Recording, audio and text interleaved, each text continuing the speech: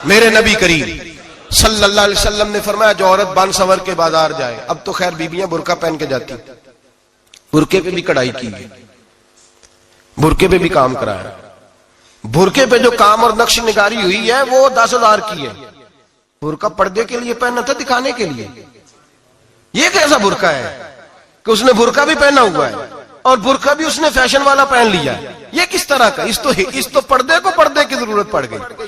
میرے حبیب پاک علیہ السلام نے فرمایا بلا ضرورت، عورت کو اجازت ہے بیمار ہو تو ڈاکٹر کے پاس جائے، عورت کو اجازت ہے ضرورت پڑ جائے گھر میں سودا سلف نہ آتا ہو تو لینے چلی جائے، عورت کو اجازت ہے اگر گواہی کی ضرورت پڑ جائے تو پردہ کر کے قاضی عدالت کے پاس گواہی دینے جائے، عورت کو اجازت ہے حج پہ جائے، عورت کو اجازت ہے عمرے پہ جائے، عورت کو اجازت ہے کہ اگر کسی وقت جہاد کے لیے عورتوں کی ضرورت پڑ گئی تو حضرت فاطمہ اور جناب عائشہ کی سنت ادا کرے، جہاد کو جائے۔ لیکن اگر عورت موج کرنے جائے اور روز گئے وہ دیکھیں نا فلاں پارک میں تھے آپ تو کبھی گئے ہی نہیں، فلاں جگہ تھے آپ کے پاس تو فرصت ہی نہیں، فلاں میری سرگودے والی بہن کا خامن تو روز لے کے جاتا ہے آپ نے تو کبھی توجہ نہیں فرمائی۔ روز پیغام دیتی رہے میرے حبیب کریم سید عالم صلی اللہ علیہ وسلم نے فرمایا جو بی بی بن سنور کے بلا ضرورت بازار جائے، نبی پاک علیہ السلام نے فرمایا ایک قدم وہ اٹھائے گی تو اس پر اللہ کی لعنت برسے گی، فرشتوں کی لعنت برسے گی، زمین والے لعنت برسائیں گے، آسمان والے لعنت برسائیں گے۔ اور میرے حبیب بولے تو فرمایا جب اللہ کی لعنت برسے گی تو میں بھی اس بی بی پہ لعنت ہی کروں گا جو بی بی بن سنور کے جائے۔ اور آگے سن لیں میرے حبیب نے فرمایا اگر اس کا خامد راضی ہو اس کے بن سنور کے بازار جانے پہ، آپ ناراض ہو جائیں، اللہ کرے اس بات پہ ہو ہی جائیں اور اللہ کرے بدل جائے نظام، جو خامد خود میک اپ کرا کے تیار کرا کے پارٹی میں لے کر کے جائے، جو سامنے والی فرنٹ سیٹ پہ خود بغیر نقاب کے اس کو بٹھائے، جو موٹر سائیکل کی پشت پہ خود تیار کرا کے بٹھائے اور جو خود کہے تو چلی جانا جا تو شادی بھی تو دیکھا فلاں کام بھی تو کرا میں آزاد ہوں۔ میرے حبیب نے فرمایا جس کی بیوی بن سنور کے جائے، جس کی بیوی میک اپ کر کے جائے، چیلم پہ بھی بیوٹی پارلر سے ہو کے جاتی ہے، جس کی بیوی بن سنور کے نکلے وہ راضی ہو، وہ خوش ہو۔ بعض ایسے منع کرتے ہیں ناراض ہوتے ہیں، وہ گناہ صرف عورت کے ذمے ہے، لیکن اگر عورت بن سنور کے نکل رہی ہے اور خامد راضی ہے، وہ کہتا ہے ہاں ہم ماڈرن ہیں، ہم جدید دور کے ہیں، ہاں جدت اسی کا نام ہے، ہاں لوگوں کو پتہ کیسے چلے گا ہمارے پاس پیسے ہیں، کیسے پتہ چلے گا کہ 3 گاڑیاں ایک ابا جی کے پاس ہے، ایک بیٹی کے پاس ہے، ایک بیوی کے پاس ہے، کیسے پتہ چلے گا کہ ہم بہت تعلقات والے ہیں، ابا جی فلاں شادی پہ، بیٹی فلاں گھر میں اور بیوی فلاں گھر چلی گئی، ہمارے تعلقات زیادہ ہے اس لیے ہمیں زیادہ جانا پڑتا ہے۔ میرے حبیب کریم علیہ السلام نے فرمایا عورت بن سنور کے جائے، خامد راضی ہو، وہ جتنے قدم اٹھائے گی اتنے ہی اپنے خامد کے لیے جہنم میں مکان تعمیر کرے گی۔ فرمایا اس کے خامد کے لیے اتنے مکان دوزخ میں تیار ہو گئے، وہ جلایا جائے گا، وہ تپایا جائے گا، وہ جہنم کی آگ کا ایندھن بنے گا۔ اور میں نے شاید آپ کو درجنوں بار حدیث سنائی ہو، میرے کریم رسول نے فرمایا بی بی ایک ہوگی پر 4 آدمیوں کو جہنم میں لے کے جائے گی۔ یا رسول اللہ کس کو؟ فرمایا باپ نے پردے کا نہیں کہا تو باپ بھی دوزخ میں جائے گا، اگر بھائی نے پردے کا نہیں کہا تو وہ بھی دوزخ میں جائے گا، شوہر نے پردہ نہیں کرایا تو وہ بھی جہنم میں جائے گا۔ وہ بیٹا جو کہتا تھا نا 1.25 لاکھ کا موبائل لینا ہے تو اماں نے گھر کے اندر شور ڈال دیا، مجبور کیا، خامن کو لے کر کے دیا، اس بیٹے سے پوچھا جائے گا تو ساری ضدیں اماں سے منواتا تھا، یہ تو نے کیوں نہیں کہا پردہ کر لے؟ اور اب تو بی بی ذرا 40 سال کی ہوتی ہے تو کہتے ہیں میری خیر ہے میں بوڑھی ہو گئی ہوں، میری خیر ہے روٹیاں ساری کھاتی ہوں باقی سارے کاموں میں جوانوں کی طرح ہوں، پردہ نہیں میں نے کرنا میری خیر ہے، فلانا تو میرے بیٹے کی طرح۔ ظلم کی حد ہے، ظلم کی حد۔ کزن ایک دوسرے سے ہاتھ ملاتے، کزن وہ کس مصیبت کا نام ہے؟ کہتے ہیں یہ بھائی ہے، او بھائی یہ بھائی ہوتا تو اس سے نکاح ناجائز ہوتا، اب چونکہ اللہ نے اس کے ساتھ نکاح کو حرام رکھا ہے تو یہ تمہارا بھائی ہو سکتا؟ میرے رسول کریم صلی اللہ علیہ وسلم نے فرمایا سور نجس العین ہے، کتا بالکل ناپاک نہیں ہوتا، کتا بھیگ جائے تو بعد اوقات ناپاک ہوتا ہے، یا کتے کے منہ سے تھوک نکلے تو ناپاک ہوتی ہے، سور نجس العین ہے، پورا ناپاک، خشک بھی ہو تو ناپاک ہے۔ میرے حبیب پاک علیہ الصلوۃ والسلام نے فرمایا ایک سور ہو وہ پہلے ہی ناپاک، اور دوسرا پھر وہ سور گند میں لپٹا ہوا ہو، غلاظت سور کو لگی ہوئی ہو۔ فرمایا ایک تو سور جو نجس العین ہے اور پھر وہ گند میں لپٹ جائے، غلاظت میں بھر جائے، اس کے پورے وجود کو گندگی لگ جائے، فرمایا وہ سور گندگی اور غلاظت میں لپٹا ہوا تیرے جسم سے لگ جائے تو اتنا برا نہیں جتنا غیر محرم عورت کا وجود تیرے وجود سے لگ جائے تو برا ہے. کس قدر تفصیل دی, کہاں سے بات شروع کی اور کہاں میرے نبی نے سکھائی. کزن ہاتھ ملا رہی ہے, کزن کے ساتھ بازار جایا جا رہا ہے, کزن کے ساتھ فلاں کام ہو رہا ہے, کزن کو چچا کا بیٹا بھائی ہوتا ہے. اگر یہ سگا بھائی ہوتا تو اس کے ساتھ نکاح ناجائز ہوتا. خدا را آ جاؤ, لوٹ آؤ, واپس پلٹو دین کی طرف, لوٹو اس تباہی سے نکلو. یہ جو آگ ہے, یہ جو بے سکونی ہے, یہ جو تماشا ہے, یہ لاکھوں کمانے کے باوجود جو بے برکتی ہے, یہ بڑی بڑی فوجوں کے باوجود جو روز میتیں اٹھتی ہیں, یہ جو روز جنازے پڑے جاتے ہیں, یہ جو روز بیٹیاں بیوہ ہوتی ہیں, یہ جو روز ماؤں کے سہاگ لٹتے ہیں, یہ ہماری نافرمانیاں ہیں. ہم دین کے معاملے میں ہم لوگوں نے نرمی شروع کر دی ہے. ہم اللہ اور اس کے رسول سے بغاوت کرنے لگے ہیں. میرے حبیب کریم سید عالم نور مجسم شفیع معظم صلی اللہ علیہ وسلم نے فرمایا زنا صرف شرمگاہ کا نہیں ہوتا. حضور نے فرمایا آنکھیں بھی زانی ہوتی ہیں, کان بھی زانی ہوتے ہیں, زبان بھی زانی ہوتی ہے. بخاری مسلم دونوں میں موجود ہے. صحابہ نے عرض کی حضور زبان کیسے زانی ہوتی ہے؟ فرمایا جو نماز کے باوجود گند بولتا ہے, غلیظ گفتگو کرتا ہے, وہ زبان کا زانی ہے. اور فرمایا جو روز گند دیکھتا ہے وہ جتنی مرضی تہجدیں پڑھے وہ آنکھ کا زانی ہے. اور جو گندی باتوں میں لذت محسوس کر کے سنتا ہے وہ جتنا مرضی روز اٹھ کے مسجد میں جھاڑو دے وہ کانوں کا زانی ہے. میرے نبی نے فرمایا آنکھ کا زنا بھی چھوڑ دو, کان کا زنا بھی, بولیے کان کا زنا بھی, زبان کا زنا بھی. مسند امام احمد بن حنبل اٹھائیے. ایک صحابی نے عرض کی حضور نماز میں دل نہیں لگتا, میرا قرآن پاک میں دل نہیں لگتا, درود و سلام میں دل نہیں لگتا. آمنہ کے معصوم لال نے کیا جواب دیا؟ حضور نے فرمایا جا اپنی نظر جا کے پاک کر لے, اللہ کے نبی کا وعدہ ہے تیرا سجدے میں دل لگنے لگ جائے گا. جا اپنی آنکھ کو طہارت دے, وضو کرا, نظروں کو پاک کر, اللہ کے رسول کا وعدہ ہے تیرا قرآن پاک میں دل لگے گا.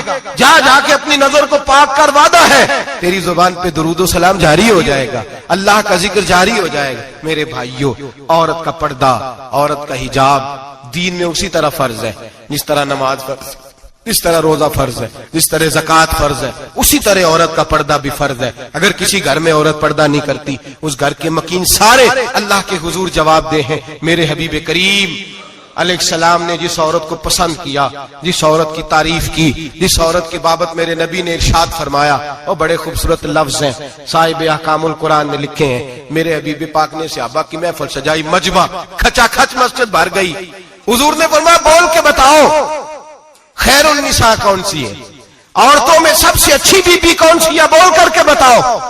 حضرت صدیق اکبر سے لے کر مولا علی تک, حضرت علی سے لے کر جناب بلال تک, حضرت سلمان فارسی سے لے کر عبداللہ مزنی تک بھرا پڑا ہے مجمع. حضور نے فرمایا بولو سب سے اچھی عورت کون ہوتی ہے؟ ایک صحابی کہنے لگے حضور جس کی نماز قضا نہ ہوئی ہو. فرمایا وہ بھی اچھی ہے پر تم میری مراد کو نہیں پہنچے. ایک نے کہا حضور جو خامد کی تابع دار ہو. فرمایا وہ بھی اچھی ہے پر تم میری مراد کو نہیں پہنچے. ایک صحابی نے کہا یا رسول اللہ جو پاک دامن ہو. حضور نے فرمایا تم میری مراد کو. حضرت علی فرماتے ہیں جب سب کے جواب غلط ہو گئے تو میں, قد میرا چھوٹا تھا, میں پیچھے بیٹھا تھا, میں گردن جھکا کے پیچھے سے نکل گیا. سیدہ طیبہ طاہرہ حضرت فاطمہ الزہرا رضی اللہ تعالی فرماتے ہیں بی بی صاحب کے پاس پہنچا. میں نے کہا فاطمہ حضور نے سوال کیا ہے. تو حضرت فاطمہ بھی گویا مسکرا کے کہنے لگی علم کے شہر کے دروازے تو آپ ہی ہیں, تو آپ یہاں آ گئے. کہا حضور نے سوال کیا ہے اور مجھ سے لے کر ابو بکر عمر عثمان غنی تمام کو کسی کو جواب نہیں آیا. حضور نے پوچھا بہترین عورت کون ہوتی ہے, بہترین خیر النساء, بہترین بی بی کون ہوتی ہے؟ تو حضرت سیدہ فاطمہ کہنے لگی علی بڑی سادی سی بات تھی, سمجھ نہیں آئی. کہ فاطمہ بتلا دو اتنی سادی ہے. تو حضرت فاطمہ کہنے لگی سب سے بہترین عورت وہ ہوتی ہے نہ کبھی غیر محرم نے وہ بی بی دیکھی ہو. اگلے جملے بھی یاد رکھنے, نہ کبھی غیر محرم نے وہ بی بی دیکھی ہو. اور فرمایا نہ اس بی بی نے کبھی کوئی غیر محرم دیکھا ہو. صرف مرد پہ پابندی نہیں کہ وہ عورت نہ دیکھے, فرمایا عورت پہ بھی پابندی ہے کہ وہ بھی غیر محرم کا چہرہ نہ دیکھے. فرمایا بی بی نے بھی غیر محرم نہ دیکھا ہو, وہ خیر النساء ہے, وہ سب سے اعلیٰ. حضرت علی کہتے میں جھٹ سے آیا, پیچھے بیٹھا, بات ابھی جاری تھی, میں نے ہاتھ کھڑا کر دیا. میں نے کہا حضور میں بتاؤں؟ نبی پاک نے فرمایا بتلاؤ. تو کہتے میں نے کہا حضور بہترین بی بی وہ ہوتی ہے جس نے نہ کبھی غیر محرم دیکھا ہو اور نہ غیر محرم نے کبھی اسے دیکھا ہو. علی فرماتے ہیں میں نے جواب دیا تو میرے رسول کی آنکھوں میں آنسو آ گئے. حضور روئے اور فرماتے ہنستے مسکراتے اچانک صحابہ کے آنسو برسنے لگے. مجمع پہ کیف سا طاری ہو گیا, آنکھیں برسنے لگی. ہم لوگ حضور کے رونے پر سکتے میں آ گئے. نظر اٹھائی تو جواب تو میں نے دیا تھا, تعریف میری ہونی چاہیے تھی, شاباش مجھے ملنی چاہیے تھی.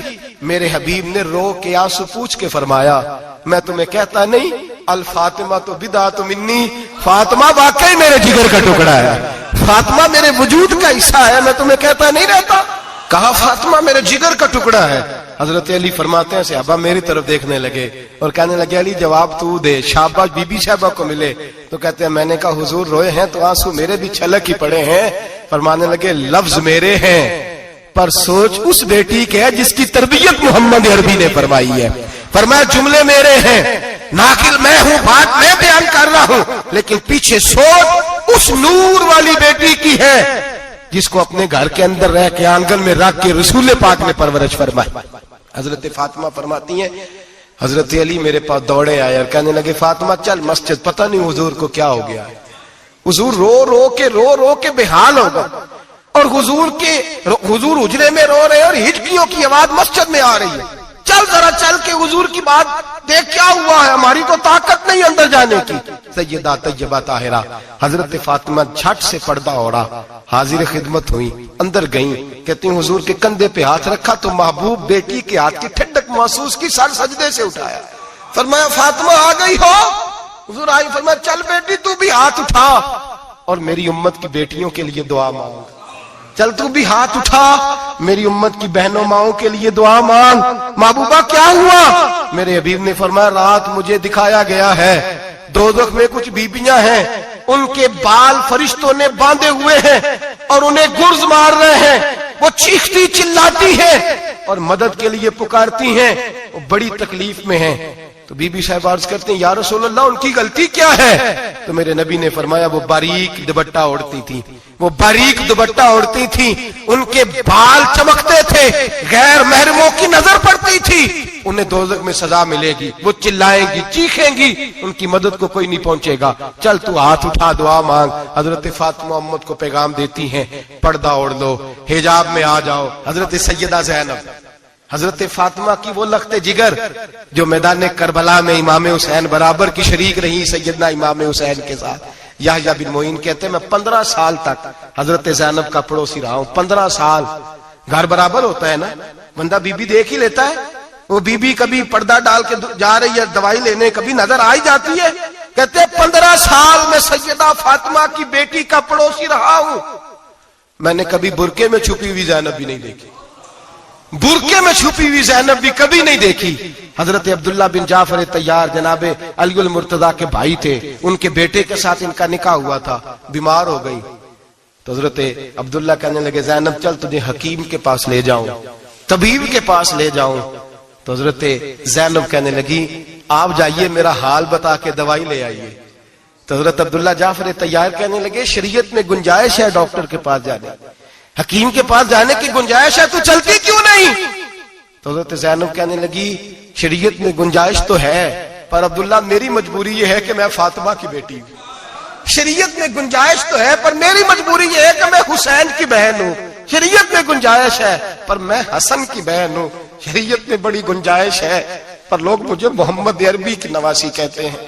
گنجائش تو ہے پر میں نہیں نہ نکل سکتی, اس لیے کہ جتنا کوئی اپنے آپ کو دین کے قریب جانتا ہے اتنا اس کے پیروں میں شریعت کی زنجیریں زیادہ ہوتی ہیں. تو جناب سیدنا عبداللہ کہنے لگے اگر تو پردہ کر گئی, اگر تو چلی گئی, تو فرمانے لگے یہ تو اللہ کی مشیت ہے, تو دوائی لا دے تاکہ میں کھا لوں, اور اگر میں چلی گئی تو میں اپنی ماں سے جا کے کہوں گی کہ اماں ساری تکلیفیں میں نے چھاتی پہ برداشت کی ہیں پر میں نے تیرے پردے پر آنچ نہیں آنے دی. میرے بھائی یہ اسوہ نور ہے, یہ اسوہ حسنہ ہے, یہ ہمیں سکھایا جا رہا ہے. میرے حبیب کریم کی بیویوں کا یہ حال تھا, بیویوں کا.